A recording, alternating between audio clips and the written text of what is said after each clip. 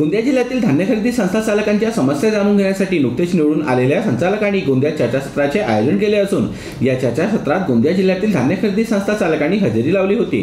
धान्य उत्पादक जिल्हा अशी ओळख असलेल्या गोंदिया जिल्ह्यात मोठ्या प्रमाणात धानाचे उत्पादन होत असून उत्पादित करण्यात आलेला धान्य जिल्हा मार्केटिंग फेडरेशन आणि आदिवासी विकास महामंडळामार्फत खरेदी केला जातो।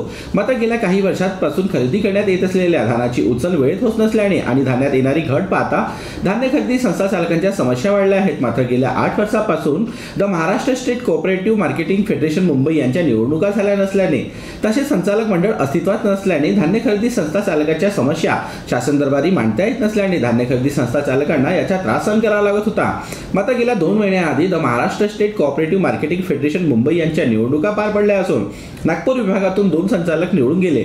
यात अतुल पवार आणि अशोक हटकर हे दोघं निवडून गेल्याने पूर्व विदर्भातील धान्य उत्पादक शेतकऱ्यांच्या आणि धान्य खरेदी संस्था चालकांच्या समस्या सोडवू असे आश्वासन नुकतंच निवडून आलेल्या संचालकांनी दिले आहे। 3-4 महिन्यापूर्वी निवडणुका झाल्या होत्या, त्याच्यामध्ये आम्ही संचालक म्हणून निवडून आलो।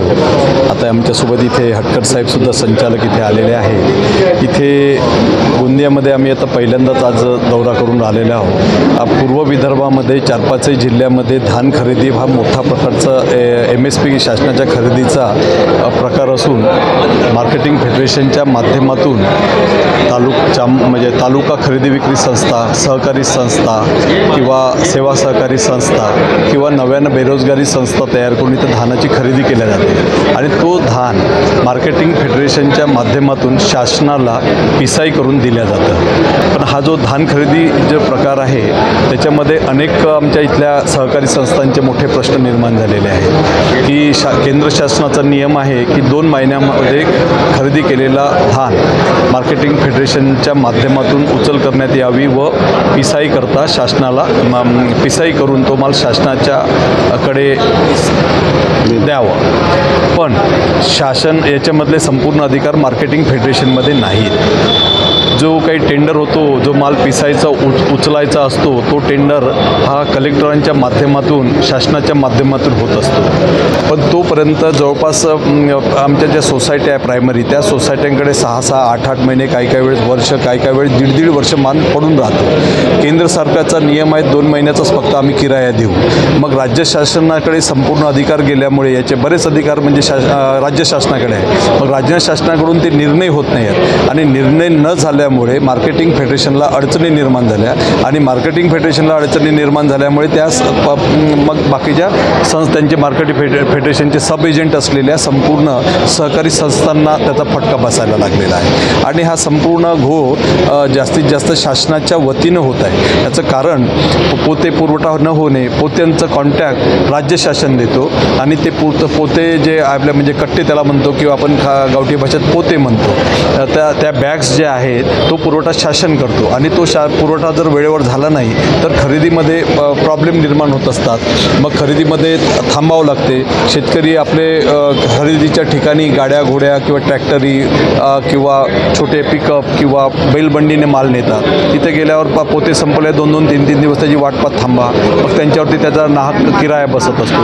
हमाल काम मिळत नाही म्हणून निघून जातात, मग पुन्हा हमालाला पाहावं लागतो। अशा अनेक समस्यांना प्रायमरी सोसायट्या फेस करत आहेत। आपण आता निवडून आले, कधीपर्यंत हा सगळा तोडगा निघेल या सगळ्या समस्या? ज्या काही आम्ही मार्केटिंग फेडरेशनसाठी आम्ही संचालक म्हणून निवडून आलेलो आहोत, ज्या गोष्टी मार्केटिंग फेडरेशनच्या अधीनस्थ आहेत त्यांच्या जे काही कायद्यातील जे काही त्रुट्या निर्माण झालेल्या आहेत किंवा ज्या चुका झालेल्या आहेत त्या चुका दुरुस्त करण्यात येईल व त्या संपूर्ण मंजूर करून सोसायट्यांना न्याय देण्यात येईल आणि ज्या प्रश्न राज्य शासनामुळे निर्माण झालेले आहेत ते आम्ही राज्य शासनांच्या लक्षात आणून देऊन तो प्रश्न सोडवण्याचा प्रयत्न करून शेतकऱ्यांना पर्यायाने सोसायट्यांना न्याय देण्याचा आम्ही प्रयत्न करणार आहोत।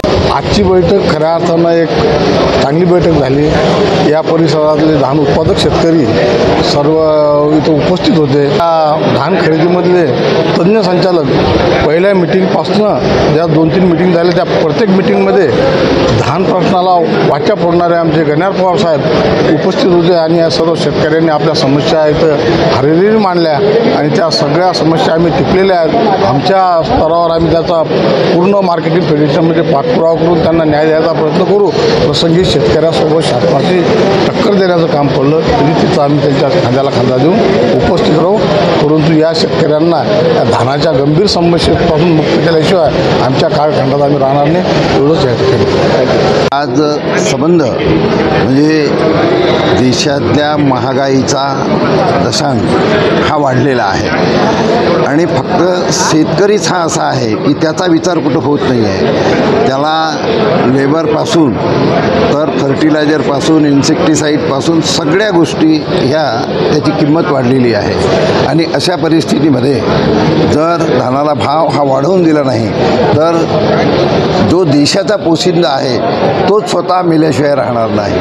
ही परिस्थिती आज देशामध्ये तयार होती आणि त्याच्यामुळे ही मागणी आपण रेटतो आहे. तर आयोजित चर्चासत्रात पूर्व विदर्भातील धान्य खरेदी संस्था चालकांच्या समस्या सोडविण्यासंदर्भात चर्चा करण्यात आली असून लवकरच पणन विभागाचे मंत्री यांच्यासोबत मुंबईत बैठक आयोजित करून मार्ग काढू असे आश्वासन संचालक मंडळाने दिले असून गोंदिया मार्केटिंग फेडरेशनच्या जिल्हा कमिटीच्या वतीने नवनिर्वाचित संचालक मंडळाचा या चर्चासत्रात सत्कार करण्यात आला आहे.